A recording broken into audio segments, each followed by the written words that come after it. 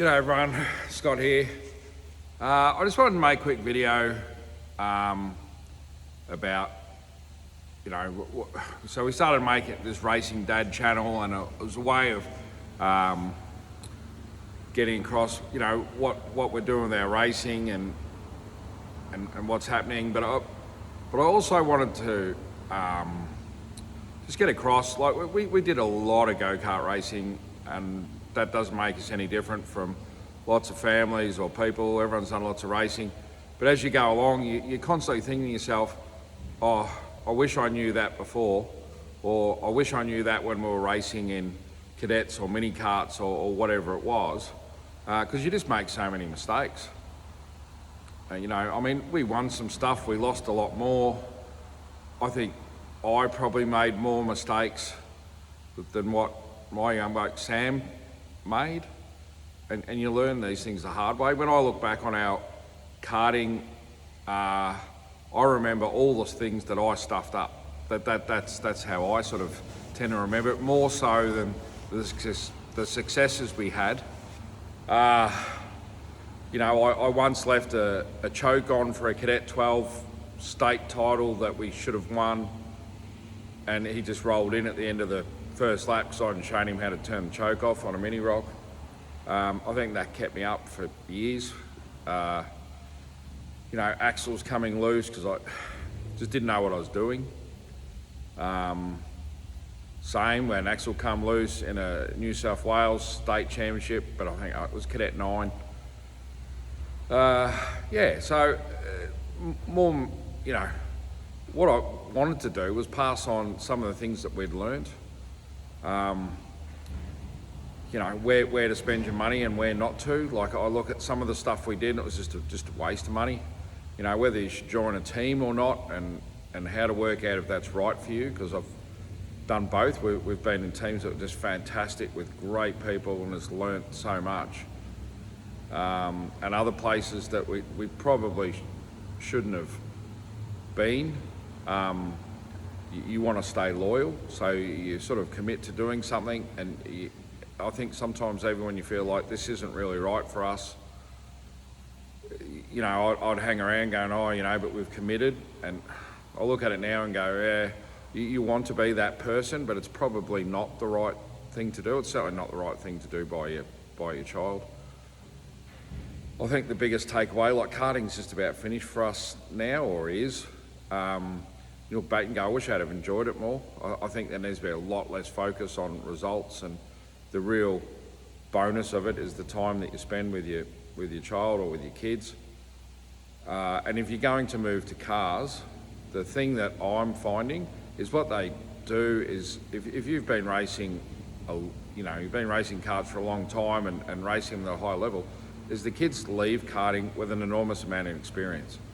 Their results don't really matter, no one cares.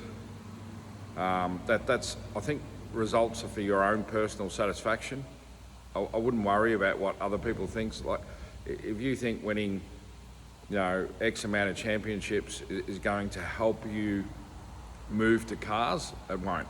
It just doesn't matter. It's a whole new ball game.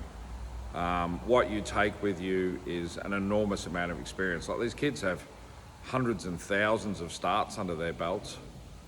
I know the first car race we did, Sam was really nervous, and I just sort of said to him, mate, this isn't going to be like, an AKC final where it's just monumentally hectic, and it's a lottery. If you're starting in the midfield, whether you're going to even get through turn one, or even if you're starting off pole, whether you're going to get unloaded in turn one or something.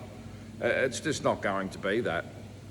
So that they come in, they leave karting with just this huge wealth of experience that, most people my age couldn't dream of. Well, it's a whole lifetime of racing, the amount of racing these kids have done. So yeah, that was my main driver, like, try and pass some of that stuff on so everyone doesn't have to make the mistakes that we made. I see new people into the sport and they're so stressed, and they've got an 8 or a 9-year-old or a 10 or 12, and they're so stressed about what they're doing. It's like, just relax, let them have fun, stop messing with the go-kart, like, just put it in a base setup, focus your energy on, does it need chains and sprockets and is the engine tight? and let them go round and round, and especially go racing. They'll work it out. Certainly, as they become more advanced, coaching helps with some more. There are more advanced techniques that they may not work out by themselves, and that can be money well spent. But I certainly wouldn't be throwing, huge dollars at being at the track just relentlessly while they're learning. Or if you want to go to the track all the time, that's great. Just let them go round and round. If there be someone else there for them to race with and go round and round with, that's perfect. But yeah, I think it took me a long time to learn to not be stressed about it. You're putting a lot of time and effort, a lot of money. You might as well enjoy it. There's no point putting all that time and effort and money and spending the whole time yelling at your kid. So they end up hating it, or they're scared of you. Or we worked with one driver coach that I think was, he was really good, and we learned a lot, and he was brilliant with little kids, and he knew that the best way for them to learn was for them to be having fun. And he once said to me, he goes, the first time I work with a kid, if they're coming in the in-grid and all they're doing is looking for their dad for a sign of approval, he goes, I know I've got a problem, like a huge problem, and it's a parent problem. The kid's just so scared of, what dad's going to think or dad's going to say, that it's very hard for them to progress. I know it's easy to say you should be relaxed because it's pretty intense karting, especially, at higher levels, and everyone's putting a lot of effort in.